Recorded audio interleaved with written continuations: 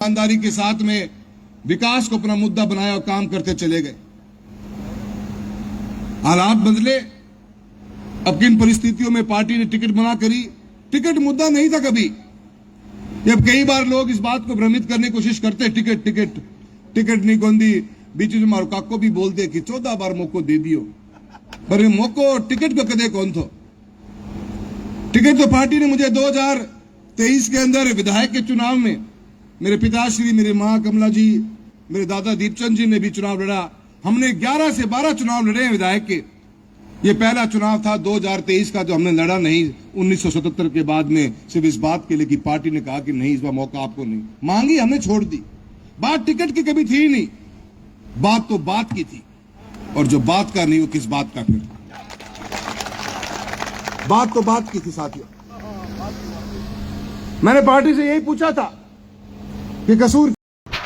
चूरू के सांसद राहुल कसवा अब जाट नेता बनने की दौड़ में नजर आने लगे हैं, क्योंकि हनुमान बेनीवाल जाट नेताओं में आते हैं और उनके साथ अब गोविंद सिंह डोटासरा हो या हरीश चौधरी, इनका जाट नेताओं में प्रमुखता के साथ नाम आ रहे हैं। इनसे पहले भी जाट नेताओं में प्रमुख नाम था रामेश्वर डोडी का। पिछली बार नेता प्रतिपक्ष थे रामेश्वर डोडी। ऐसे में रामेश्वर डोडी 2018 में कांग्रेस की सरकार बनी, लेकिन रामेश्वर डोडी हार गए थे। उसके बाद रामेश्वर डोडी को कैबिनेट का मंत्री पद भी दिया गया था, लेकिन अस्वस्थ होने के कारण रामेश्वर डोडी अब राजनीतिक समीकरणों के रूप में नहीं देखे जा रहे। ऐसे में रामेश्वर डोडी की जगह राहुल कसवा जो चूरू के सांसद है, वो अब जाट बीकानेर संभाग में जाट नेताओं की अपनी पकड़ बनाते हुए नजर आने लगे हैं, क्योंकि रामेश्वर डोडी अभी अस्वस्थ चल रहे हैं। ऐसे में रामेश्वर डोडी की जगह को पूर्ति करने के लिए चाहे चूरू हो या बीकानेर हो, नौहर, हनुमानगढ़, बांद्रा तक अब राहुल कसवा अलग अलग जगह जाकर बैठ के ले रहे हैं। ऐसे में जाट नेताओं की जो खाली हुई रामेश्वर डोडी की जगह को बढ़ने के लिए राहुल कसवा अब लगातार प्रयास करते हुए नजर आ रहे हैं, और वो किस तरीके से अब राजेंद्र राठौड़ पर भी हमला बोल रहे हैं, इसको लेकर अभी राहुल कसवा देश में चर्चित हैं।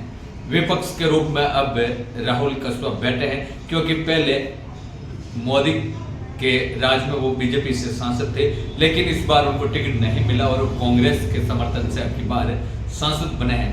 ऐसे में अब विपक्ष में बैठकर मोदी के जो गलत फैसला होंगे उसको लेकर राहुल कसवा पुरजोर तरीके से मांग भी उठा रहे हैं। राहुल गांधी के साथ मिलजुल कर अब कंधे से कंधा मिलाकर राहुल कसवा चल रहे हैं। ऐसे में जमकर वो भाजपा को घेरते हुए नजर आ रहे हैं।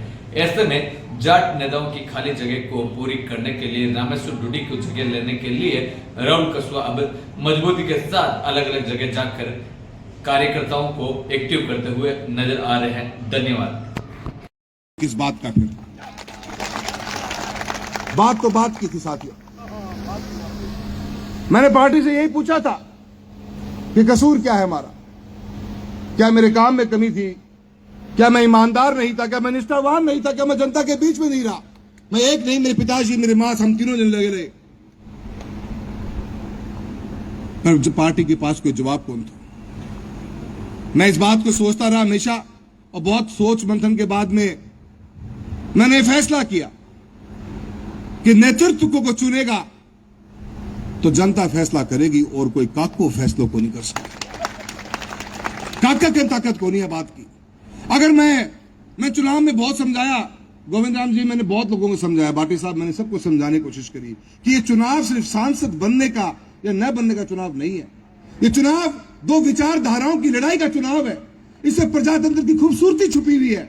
अगर हम आज आवाज नहीं उठाएंगे, हमारी आने वाली पीढ़ी हमें कोसेगी कि आपने हमें गुलामी के प्रतीक के ऊपर छोड़ दिया दोबारा से। अगर 35 साल का सांसद एक परिवार को जिसको जनता ने आशीर्वाद दिया, वो भी इस अन्याय के खिलाफ आवाज नहीं उठाएगा, तो आवाज उठाएगा कौन? पर हमने फैसला किया इस बात को सोचकर कि समाज